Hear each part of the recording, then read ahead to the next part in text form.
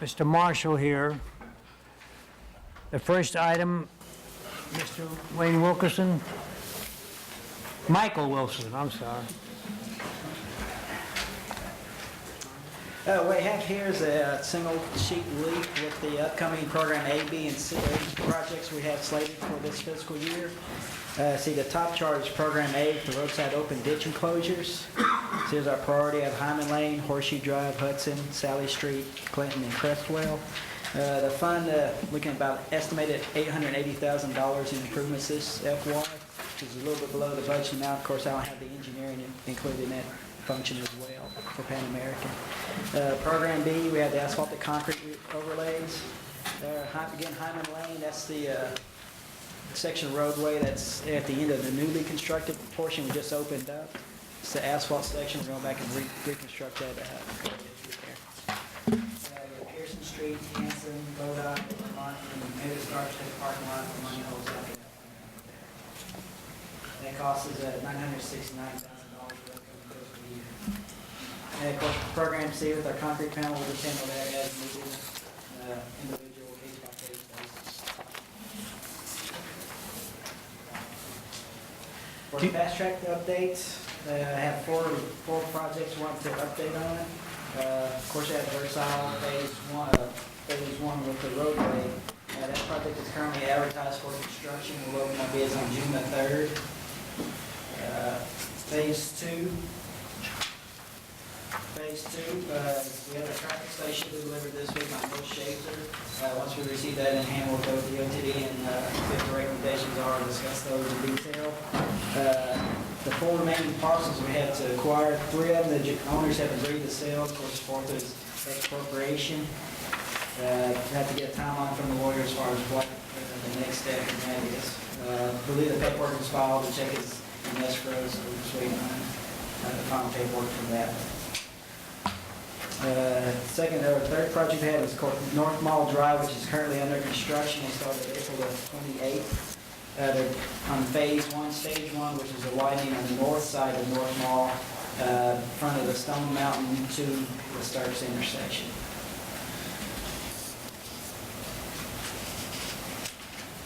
And the fourth item is Southern Heights Phase 2. That's Jefferson and Clark Street. We had that project out for advertising for bids for construction. Again, be opening the bids on June the 3rd. Which one is that? Be item number 21, Southern Heights Phase 2. So we're currently on track, with that project to begin the construction date of June, the way it's going. We'll open up bids on June the 3rd. Probably takes a couple of weeks to tabulate the bids. 2 weeks to submit to the council for the acceptance of the bid if they're in line. Okay. So we'll look at probably start construction mid-July. Okay.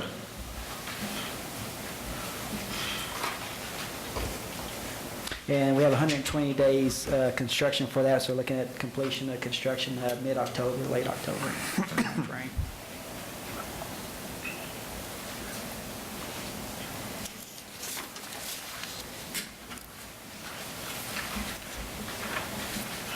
All right, do you have any questions, comments? I know that Chuck Fowler had a comment or two about Hyman Lane. What do you have to do with Hyman Lane? Because everybody was pleased with what's happened so far. Everybody likes what's happened so far. Just finishing up the rough part, which he addressed the first item or second item, I And think. that's our first priority for the program A and B. On the Versailles deal, were you mentioning taking some bids on June 2nd? June the 3rd, yes, sir. Open up bids June 3rd.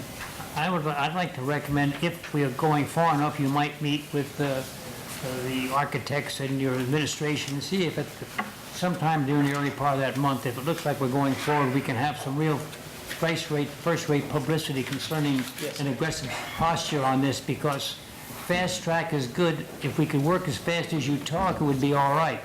But if we show some manifestation of some of these things, I think it would work out very satisfactorily. So if you can arrange that with the knowledge and consent of the administration, I know we would like it too. Okay? Yes, sir. All right. Do you have anything else? No, sir. I got one thing that Question? Enterprise Road. Yes, sir. we still haven't did it, other than it's just we're looking at the scope and trying to fit it into the budget amounts. We might have to maybe possibly look at that as an emergency situation. That's a safety issue there. It's not a matter of when. It's not a if, it's when. Somebody's gonna get seriously hurt on that road the way it is now. We are working forward to that. I said the next item for that one is to increase the engineering to include the parcel acquisition through there. There's a little bit of strip we own, but we still have to, acquire property there on down to where this project stops. So it wasn't ever budgeted to it, so we got to go back to major budget amendment and get that included in this project. Okay, we need to put a little urgency on that one. Yes, sir. Okay, thank you. Do you want to take the next item? Well, Three. Darren's here to discuss that. Darren Green's here to discuss that. All right, Darren.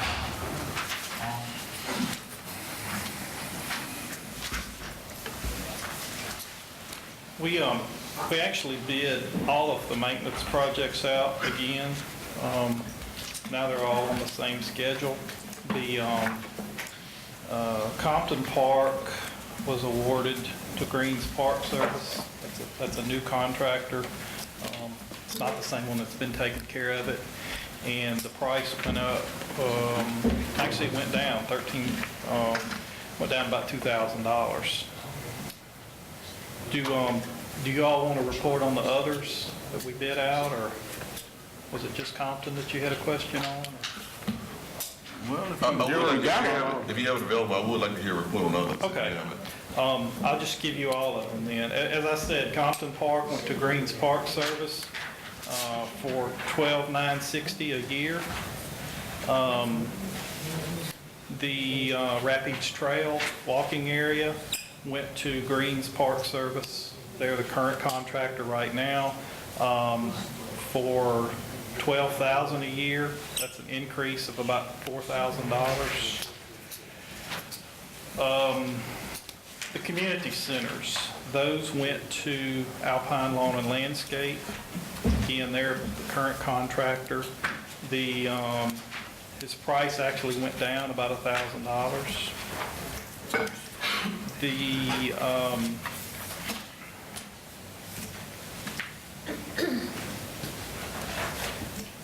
Greenbelt. The Greenbelt went to Yankee Clipper, same contractor that's been doing it.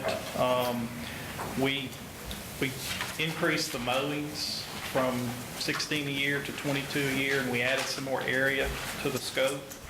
And the project went from 92 to 97, so it's only a $5,000 increase. Overall, last year we paid about $160,000 for all these projects. With the new prices, we're going to be at $148,800. So we saved $10,000 by rebidding it. Any question, any comments? This is just for informative purposes. Thank you very much. Now, there's one item that I'd like James Branch just to address. 4 weeks from tonight, we're going to be taking action on an ordinance that's going to be introduced this evening. It's listed as number 14 on the agenda. You want to highlight that, please? Well, it's just a rezoning matter.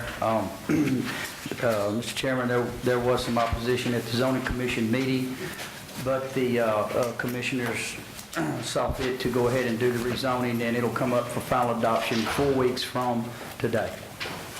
With that in mind, if anyone here is either for or against or has any problems, please do your homework, because we will bring it up at committee and then have recommendations and take our formal action at the regular council meeting. I'm just saying that because every time we have some problems, I'd rather address it in advance so we do our homework. Okay? Anything else, James? No, sir, that's all. Anything else to come up before our committee? If not, we'll stand adjourned.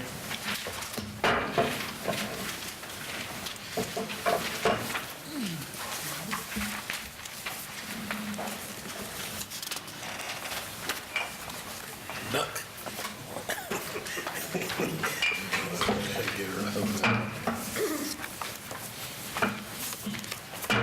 would like to call to order the Personnel and Insurance Committee meeting to order this time. Present on the committee is myself and Sylvia, Mr. Hobbs. Also present are the members of the council, the administration.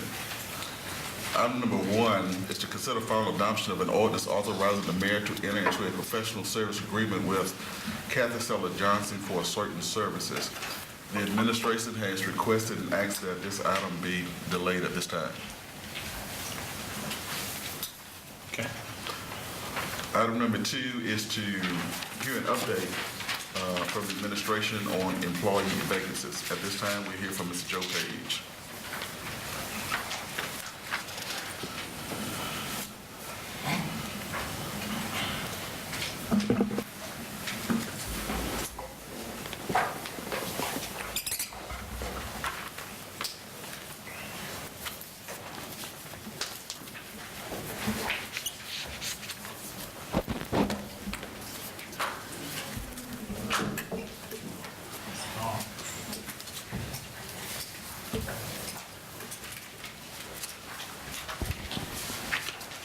Good afternoon, Mr. Chairman. The document that's being distributed to you now is an overview of the vacancies in our city employee group as of April of 2008. What I've displayed for you here is by division and by department. In the first block is, of course, is the budgeted positions. And the next, of course, is fill slots, and then the number of vacancies by department. I have put asterisks by the ones that had more than 5 vacancies by department. And on page 3 is an explanation of what those vacancies are by department that has more than 5.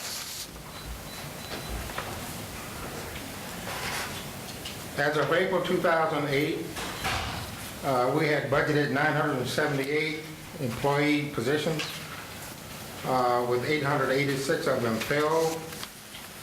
In a total of all departments, 92 vacancies, which is 9.4% vacancy.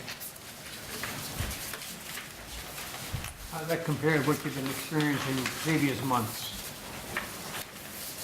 This is the first report that I've generated like this, Mr. Silva, so I don't have a report from the previous month to compare to this one. But what I plan to do is to continue generating a report like this each month so that I can make a comparison and see if we're making any headway on the vacancies.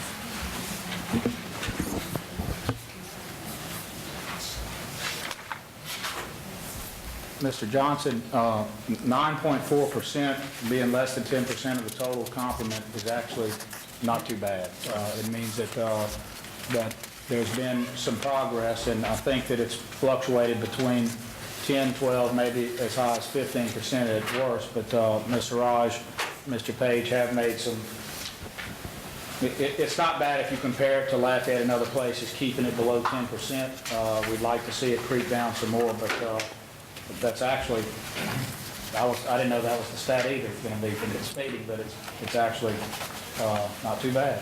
Yeah, and I think by looking at this report, I do think we've made some significant gains since the last time, we had this report in committee, which is good, and I'm glad to see that we're making progress. And some of them I can look at in fire and police and other places that just but for the timing of a few days are adding to that statistic being a little higher that really it wouldn't be. So it actually could be a little bit lower than that if we looked at it even a week from now.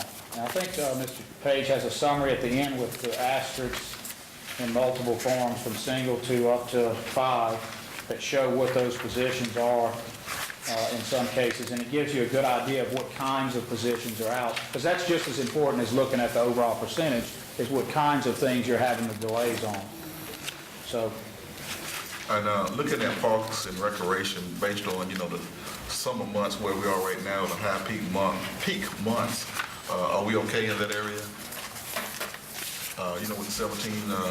It's 11 out, 6 general maintenance workers. What is that, Mr. Page? 4? We have 6 general maintenance workers, 4 equipment operator, 1 provisional, and then 1 equipment operator, 1. But aren't you reasonably well protected because I noticed you're having certain funds for children able to attending these other activities, so that sort of helps a little bit close the gap.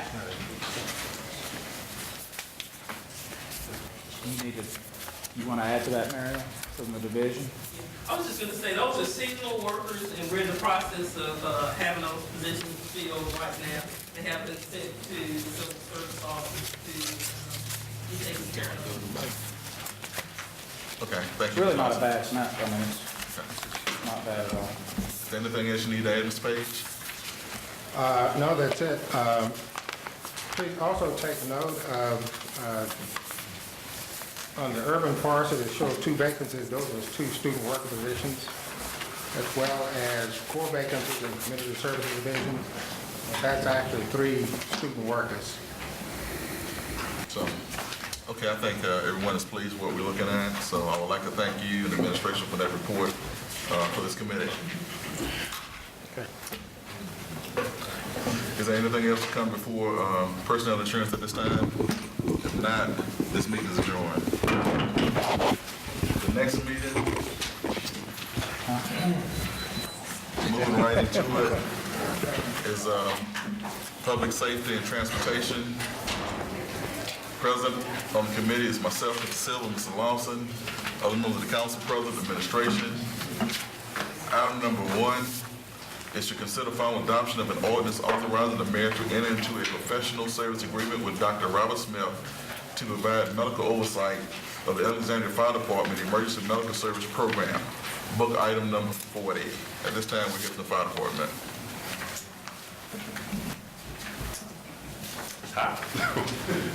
Well, we need Dr. Robert Smith to be our medical oversight because state law requires that every emergency medical service or fire department has medical oversight, and he has expressed an interest to do that, and we would like to have him provide that service for us. If he doesn't want to do it, I'll take the job. Okay, not a problem. We have a motion, and a second. Second. Move to second. It's been moved to second, that this be recommended to the full council. Thank you. Okay.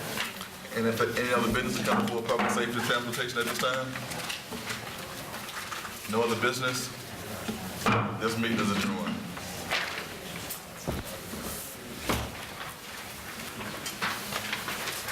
Thanks, can we keep going? Okay. Can we keep going? Okay. Okay, the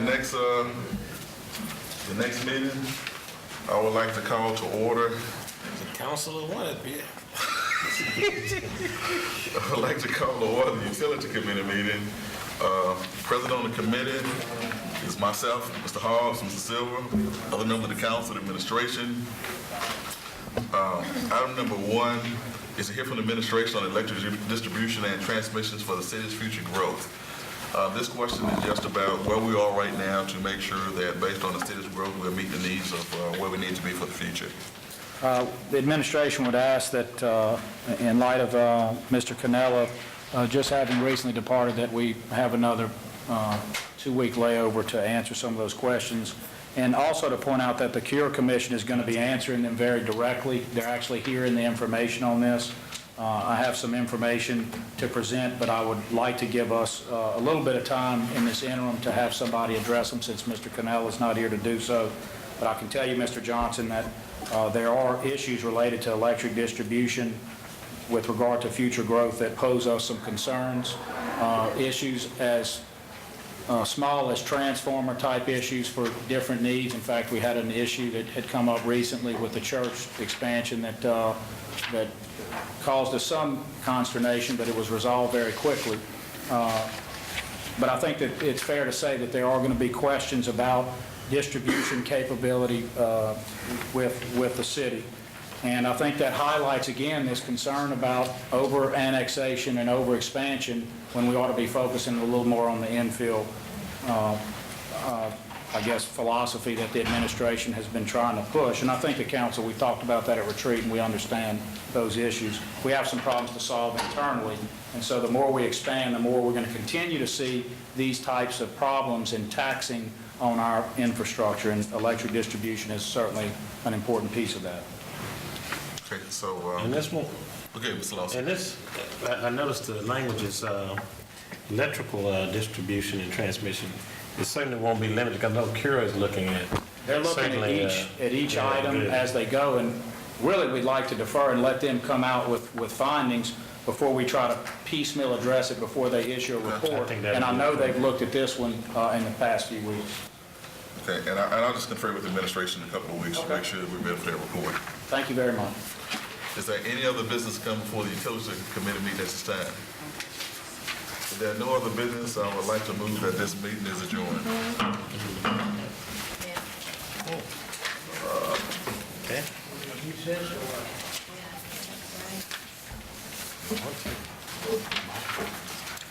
What's next? Economic development. Okay, go ahead and call to order Economic Development Committee report.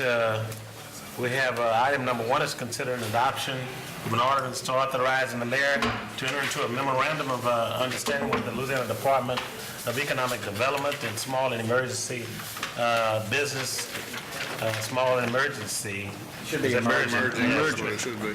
Has the emerging business development program to provide market technical assistance relating to growth of small business in the area. That's item number 41. I see Ms. Jennings has approached Mike. Ms. Jennings. Thank you. The Louisiana Department of Economic Development approached me about partnering with them to promote business services that they offer to small emerging businesses. If you recall, I assisted them in marketing a contractors class a few weeks ago, and we're very pleased that the contractors class was able to get 12 individuals from our area enrolled. And previously, they have not been able to get this class in place in our area of the state. So they're very pleased with what we were able to assist them with, and would like for us to do that with their other products as well. So they are offering us an opportunity to receive a $20,000 grant initially for this fiscal year to offer first entrepreneurship training, and then to assist these small and emerging businesses with other technical assistance that they may be in need of, such as business plan writing, accounting, website design, multiple services. These services have been offered by the Louisiana Department of Economic Development in this area before and are being offered here now, but they are in need of increasing the number of small business owners that take advantage of the services. So it is a great opportunity for us to partner with them to promote their business services as well as those that we're promoting, such as AFEET, and also in cooperation with the services that are offered in the business incubator. There are multiple requirements. However, the grant award does require for us to offer entrepreneurship training, 30 hours of that training initially. And after that, we can offer the other technical assistance services. Okay, we appreciate that report. You've heard Ms. Jennings. Right now we have before us final adoption of the mayor to enter into a MU, Memorandum of Understanding, MOU, before us. What's your pleasure? I recommend that we accept it. We have a motion by Mr. Silver, second by Mr. Johnson and the Emerging Business Development Program. Any other discussion on it? Hearing none, all in favor, aye. Opposed, that motion carries. Item number 2 is going to be delayed for another date. Item number 3 is discuss regionalizing transportation for Central Louisiana business workforce. I met the guy that was over the SWIFT program, I think is what they call it, in New Orleans, and of course that was a different piece. And I asked that this be put on the agenda just for discussion. I know in the transition team's report, it certainly discussed transportation and the needs that we have as it relates to our workforce in providing transportation. What caught my attention on this one is the high price of gasoline, quite frankly.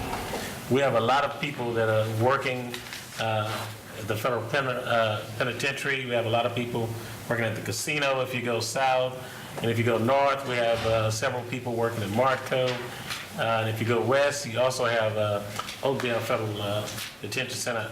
I'm just wondering if it's something that we should look at and come back and see if it's a way we can get federal funding to assist in transportation in meeting the need of the workforce, and certainly bring them into our what I consider our economic corridors that these areas often come in frequently as well.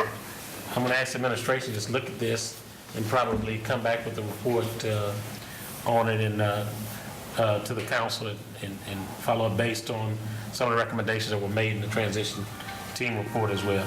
I think the mayor had, there was some notion in some of the reading I did last night of a regional approach to the busing situation, but it'd be more parish than Right. within and without. We talked about rapid trans for Rapids, but rapid trans being a notion, but I think there are some things to work out, and what contributions we can expect from others. Obviously, the city can't pick up the whole tab, and I think that's the first step in seeing what other folks can contribute.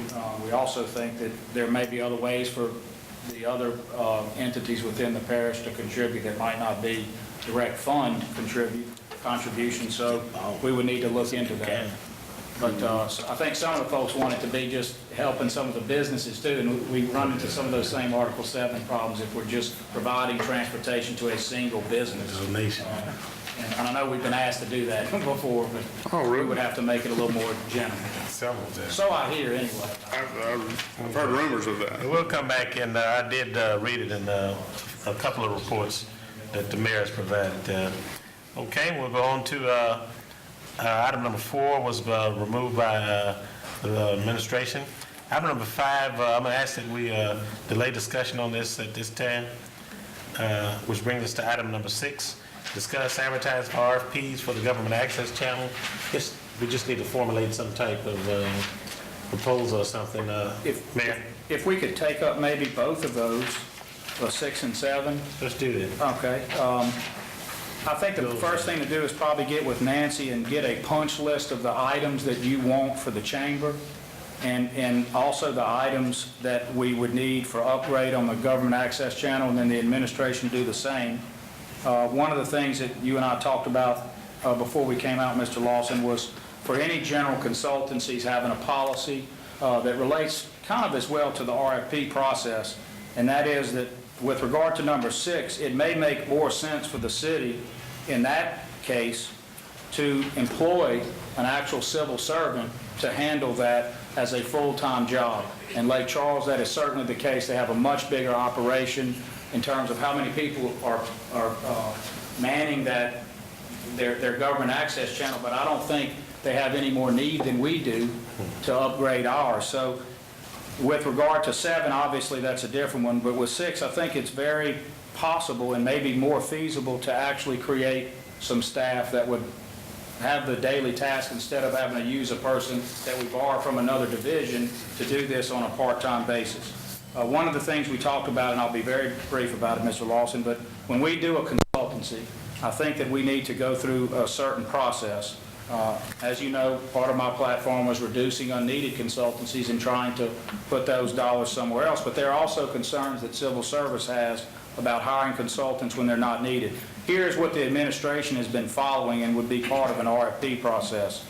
We require now in any new consultancy, whether it's for any type of professional service or consultancy, that the division head, department head, or mayoral assistant certify that the consultancy meets the 3-way test of being value-adding, addressing a niche that civil service does not and or is not suited to address currently, and that it meets an articulable need. In other words, that we can put down on paper what value it adds to the city and why we need it. We further request that there be a statement in any contract that the administration has considered before it comes to you First of all, that there's a permanent, to ensure that the city has permanent personnel for services of continuing need. So we need to make sure that if this is something of permanent and continuing need, like running this operation, that we actually create civil service positions for it instead of consultancy. Number two, ensure the city has access and control of the programming and operations at all times. If we consult out, we still need to make sure that we have the control we need there. And if we decide at the end of that process to use a consultant, we need to declare several things. That there's a need for professional services certified to be outside the scope of what the city can provide. Secondly, a declaration such services are not more appropriately committed to civil service. Thirdly, a declaration the services fulfill a particular specialized need which must be addressed in short time. And lastly, a declaration the consultancy is limited to the city's needs and not open-ended, so that we don't have wide-open consulting agreements. And finally, a statement on how that fits our comprehensive review of any systems and so forth. So, for example, if you look at the contract up tonight of Maurice Moore that will come up, you will see that this test is spelled out in the recitals that are in your book, that it was value-added and that we went through this. In fact, before we recommended the contract, we went to Mr. Ligon, had him come as the department head, and Ms. Lawson, and certify as the division head that this filled a particular need that we have that is not being served by civil service and is better served by consultancy. You also see that that consultancy is not open-ended. And so those are the types of things that we want to make sure we do before we approve any consultancy. And I think to some extent that has some application to the RFP process that we would see. So with regard to number 6, I think we're definitely going to need some consulting help, as you know, Myron, to get things going. But we really do have to study whether there should be personnel hired by the city whose job it is to go out and facilitate the government access channel. And I have a feeling the answer is going to be yes, that having full-time folks trained to do that, if not at the beginning, but at some point in the future, would be a requirement that civil service imposes on us anyway.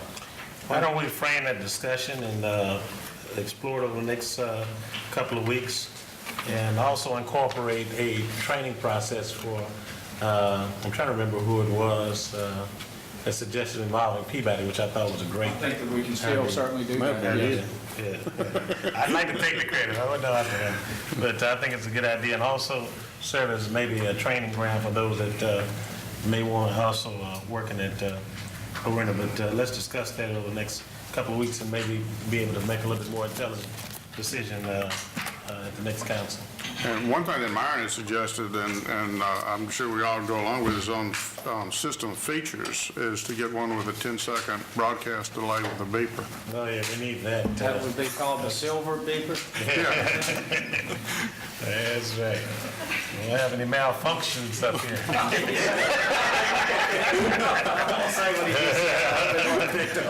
We just hope the camera didn't pick up. See, if we had that feature right now, we could use it. It's one thing to beep him, it's another thing to cover up his mouth. Okay, so we'll come back with some intelligent discussion on items number 6 and 7. Any other business need to come before the Economic Development Committee at this time? Hearing none, consider this adjourned. Oh, I'm sorry. Go ahead. Well, I was going to say that Ms. Sellers Johnson is here, and we want to make sure, sometimes for the benefit of the public, they follow so closely these items as they come and go on agendas and assume all kinds of things about it. We're actually making sure that this consultant process has all of these recitals in place.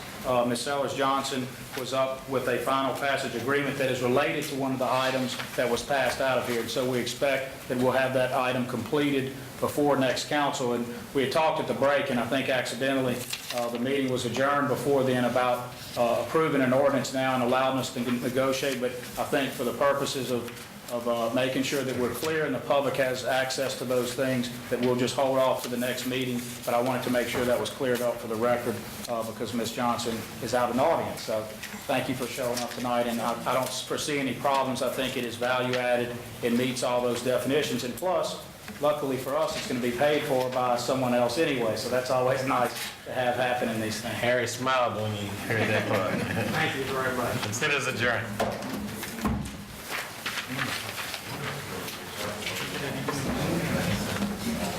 Oh, I saw that was at, okay. 20.